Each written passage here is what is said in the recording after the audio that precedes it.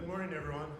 Pleasure to be here today and share some of the great partnership information that we have related to the preservation group study that's going on. A new study that's being developed, the third one, and I'll be talking quite a bit about that, is TPF 522.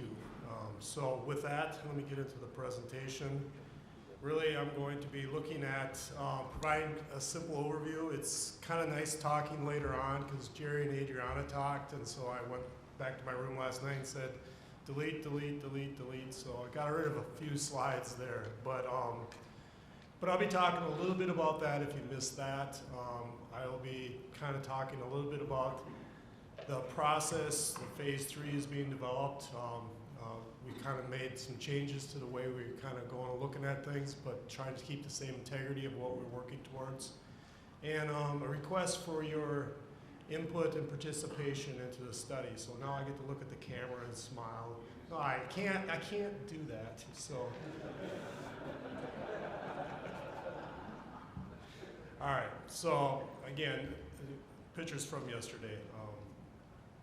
But at first, before I want to get started, I want to really give a special thanks to so many people in this room. I'm not going to be able to include everyone, but you know, through this many years of effort, really got to be good friends with a lot of the different people, and that really includes all the different agencies that have helped support this effort. A big thank you to you. With industry, you've been a great partner in this. It couldn't have been done without it. The NCAT staff, along with the Marriott staff, and you know, it's really been a good way to go about doing the study. But I also want to say that Jerry Geib and Buzz Powell, they'll both be retiring fairly soon. Jerry keeps saying soon, but he'll just want to give a special thanks because they were a big part of this preservation effort. And thank you, Buzz, and thank you, Jerry, wherever Jerry is. Thank you, Jerry. The only picture I had of them was a shadow picture, so I don't know if that works. So that's not really them, but kind of talking a little bit about the partnership and the reason I'm here today. Again, NCAT and Minroad, we always talked about how could we work together many years ago, and this finally came together and we formalized that in 2015. Again, we're both full-scale accelerated pavement testing facilities, but we have a lot of great people and connections to really do a lot of different things related to looking at different climatic zones. Again, kind of looking at that partnership, what that entails. We started out with a cracking group study looking at different types of HMA performance tests and going into that balanced mix design. We did a lot of work with that. We are currently right now in an additive group study looking at different types of additives that go into the mix, plastics, rubbers, fibers. We're looking at Minroad with a reflective cracking challenge to go with that additive group. Because that's a big distress that we have in the northern states. But again, this preservation group falls under that too, and that's been over the last 8 years with over 23 different agencies involved. Excuse me. And with that preservation group, the current pooled fund, phase 1 went from 2015 to 2018. NCAT Alabama DOT was the lead state with that. Again, we built sections in the north and the south. We really just had salaries to do the research and traffic control and developing the initial process and findings of what we have today. When it came into phase 2, that started in 2019, and it's going until 2023 actually. 2024 it's over. But again, that's where we built 70th Street, salaries, traffic control, and doing analysis on both the northern and the southern sections what Adriana's talked about and Jerry talked about. So that was kind of the initial round. You can see the states there along with the Foundation for Pavement Preservation, you know, a lot of industry support there, along with Federal Highway Administration. So when you look at the phase 2, this is the states kind of drawn up. I mean, we had a great, quite a few states there to be involved with that. And we had about $5 million. And I guess that's important to remember now when I talk a little bit about phase 3 and kind of where we're going with that. This was kind of for the first, that's about basically $1 million a year to do the stuff we've been doing now. And when I start talking about the additional things, that's kind of the point of this discussion. So when you look at the history again, Adriana showed this, and I kind of wanted to point out again, we built these different test sections in 2012, 2015, and along with the partnership, and then building sections in the north. We built the rehab, but basically Alabama led the first phase of the effort. Then MnDOT had the second phase. We were the lead state for that. But really what I want to talk about, we had an extension onto that, so that was a 3-year contract with or 3.5-year contract with an 18-month extension. And now we'll be leading into the phase 3 effort, to this preservation effort, where MnDOT will be the lead state. And really what we've been doing is looking at probably doing the research. We set the good process in which we're doing things. But now we're going to be moving more into the implementation thing. We've gone 8 years now doing different research for both the northern and southern sections. But now I think as we've been talking with the technical advisory panel on this, we'll be moving into more of the research and implementation stage. So again, Jerry showed this, different test sections that were developed. You know, this is our 169 near Pease, and also our County State Aid Highway 8, our low-volume road portion of that. Again, this was built with the same group that built the sections down south with Minnesota Materials, with a lot of controls on what we did and the consistency between the north and the south through the process we used. We built the recycling sections, which this is not only important, you know, nationally, but I think, you know, when we talk about even within our state as a demonstration project, this has really opened the eyes of a lot of people on the power of preservation related to recycling. And so those are very important things, much less more than the research we're doing. And again, these sections included the following. You saw this yesterday. Each one of those, so about those 25 different test sections had these different types of variables in it and different types of treatments, and along with the recycling. You know, Adriana's done good work, I think, related to the Lee Road 159. She's working towards the 280 and getting 169 and 8 put together into kind of the different performance curves and the tool that she's developed that's online. I think that's going to be a great tool to use. And also, you know, the outreach that we've been doing lately has really been helpful, I think, on getting the information out, on kind of focusing on those different types of treatments and saying what the benefits are and what the findings are. And we'll be continuing to do that into the future. So when we've gone through phase 1 and phase 2, we really were looking at, we had sponsor meetings, we did different things, but we were really looking for that consistent effort towards providing feedback on what was going on with the study, kind of directing the study. So when we're going into phase 3, the 1.5 years ago, we started putting together a technical advisory panel from each state that was interested in being a part of phase 3. And the idea here is to provide a lot more consistency on giving us direction and purpose and as we move forward into this next phase. So you can see the different representatives there. If you're interested in being on this group, please let us know.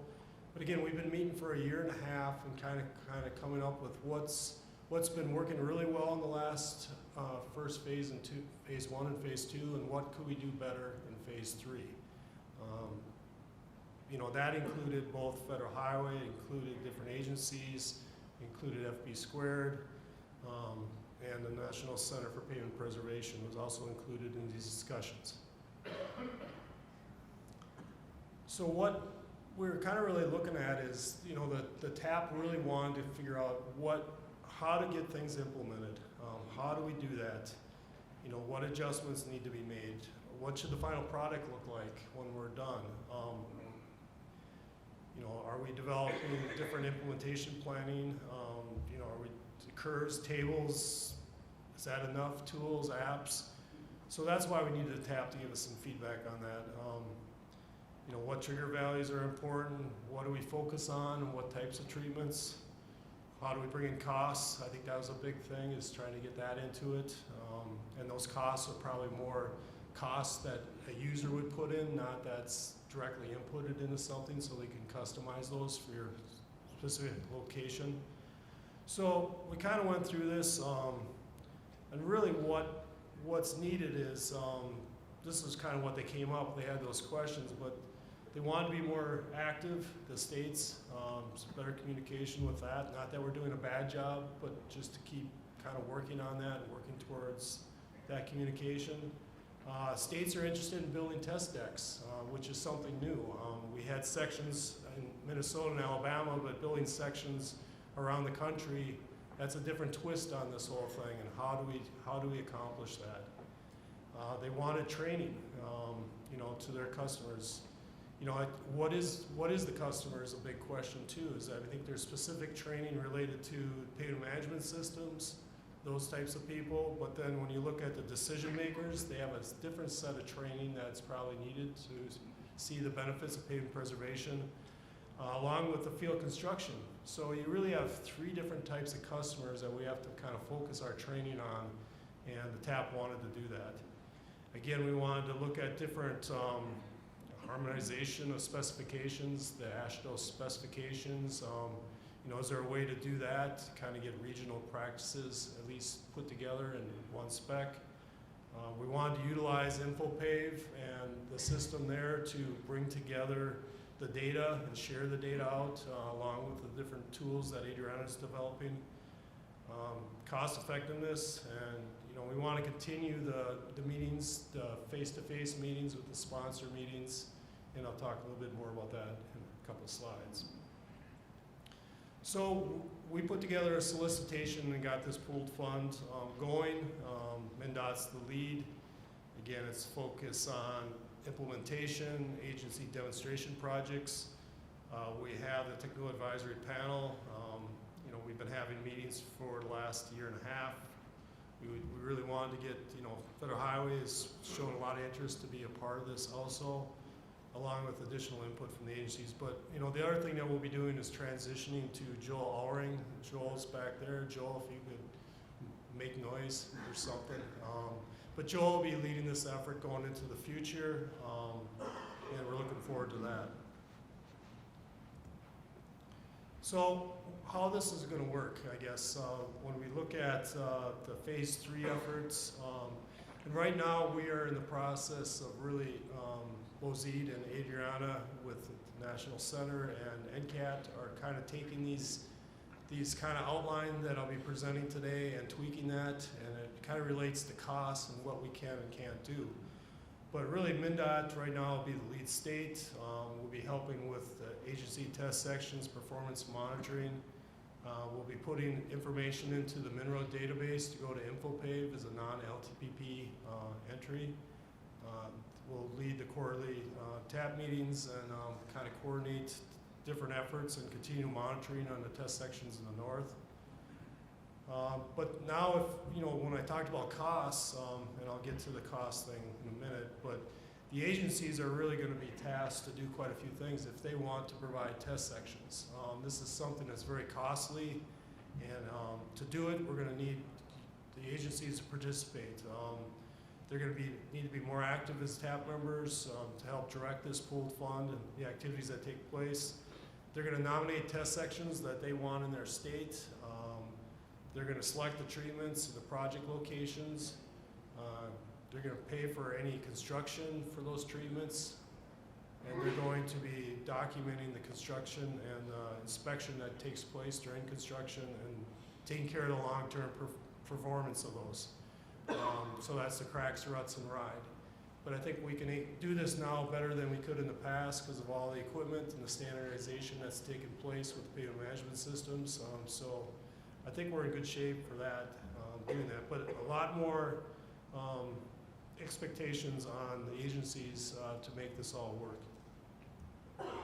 Federal Highway, they come to us and they're saying that they do, they got some really good processes that we can look at to see how we want to use. They developed an SBS 11 and 12, that's basically HMA and concrete guidelines for pavement preservation that they weren't able to fully pursue, but maybe through this we could utilize some of those forms, look at maybe even matrices to see if we can fill in some of those things as we talk to the agencies when they're building sections.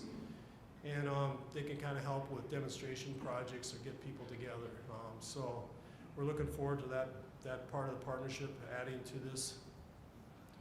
But when it comes to the consultants with NCAT and the National Center, I think really when you look at it, NCAT does a wonderful job on the research end of things. The National Center is really set up well for doing, like we're doing today with the training. So they're going to be leading those efforts. But really when we're going through the whole thing, we're going to be developing some different forms to use, different nomination processes, construction documentation, and performance monitoring, and get that all to fit into a database at Minnesota DOT, and we'll be taking care of those costs. They're going to be assisting the agencies with the specifications that they're going to be using, either utilizing the specs from the states or kind of bringing in some more of a national perspective on the different things that are going on, help with kind of guide them in the field construction reviews and inspection and developing the construction report. And they'll also be looking at the life cycle cost analysis on the construction costs and observed performance, and develop the tool just like Adriana is developing, probably with more costs in there and things like that, and building that into the future. Also, like consultants with NCAT and National Center will be coordinating, the meetings that will be taking place. We'll still have our 2 meetings a year. We'll be meeting either at Minroad or NCAT once a year for half a day with the TAP. We'll also be meeting during the fall regional meetings through the different things that the National Center is putting forward. We'll still be doing websites, doing our webinars, journal articles, and different things like that going into the future with a final report at the end. So here's the ask, I guess, is that we're asking states to participate in this study. 5 years of study we're looking at $50,000 a year for the different fiscal years. Currently we had the states that are on the left there in yellow. And then you can kind of see how we had about $5 million. Now we're down, I think we'll get to that. It's just a matter of waiting through the federal process. The states are all kind of in October deadlines, which will be putting money into the pooled funds. So we're expecting many of those yellow states on the right to become green. Wisconsin yesterday just contributed. So we're up to 2.25 million. And we're expecting 3 million we're asking the National Center and NCAT to put budgets towards. Alaska, the industry, and also Federal Highway are still kind of in the process of getting their money put together. Kind of time frames we're looking at, we're kind of building sections early on, then doing analysis later on, showing that TAP meetings, we'll still have those 2 TAP meetings a year. Those different locations as I discussed, data analysis, the final report. I had years 4 and 5 kind of highlighted, basically saying that we're going to really have to look at, as we develop our work plans, going to developing a contract for January, is if we have the money, we're going to be able to do things. Otherwise, we're going to have to do some kind of changes until we get those funds. So here's a real quick example of North Dakota. North Dakota is really interested in doing this. They're building sections already. We'll have to see if this works into the study or not.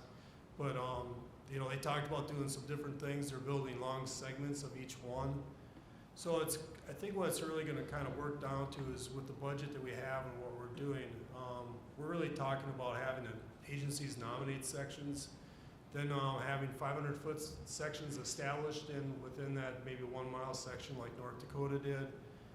We'll give full support with the partnership for the control section and 2 agency sections. And that's their choice of what they want to do.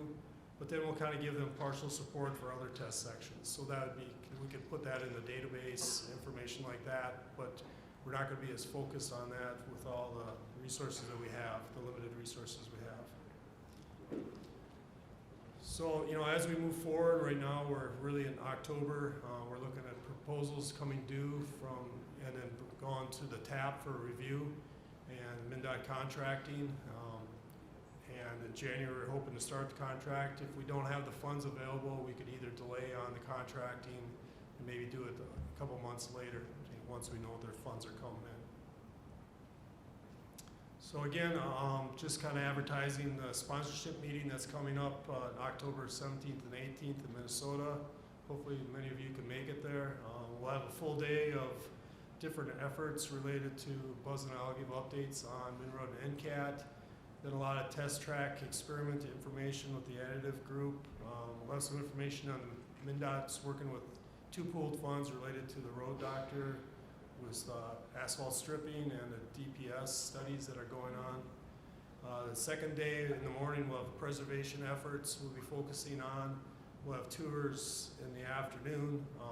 Take a bus out and see 169 and CASA 8, Minroad tour, and a dinner at Minroad. So a day and a half or 2 days, depending on how you look at it. And with that, I guess I'd like to thank you for your time this morning and open it up to any questions you might have. Blank stares. All right. Well, thank you for your time.